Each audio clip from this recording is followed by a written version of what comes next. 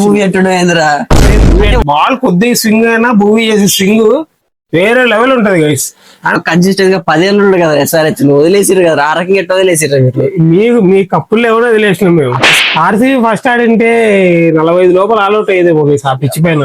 అట్లే కలాలి గాను 265 కొట్టేసరికి నేనేమన్నావరా 300 కొడతావా 300 కెప్టెన్ దేనికి కొడదువా.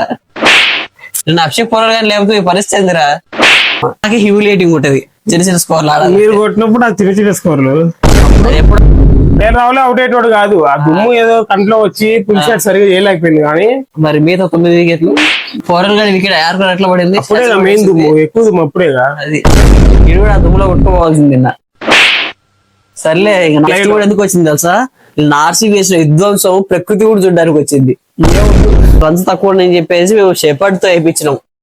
రన్స్ లీక్ చేసిన తెలిసి కూడా షెపర్డ్ తెప్పించినాం. కోడిలో కొట్టుకొని 20 ఎక్కువ పడతారు కదా, ఓడే ఉన్నాడు షెపర్డ్ ని మేము వేయించినాం. నాకు కూడా బాగా వస్తుంది. నీకు రోజు చేయాలంటే ఆపేద్దాం.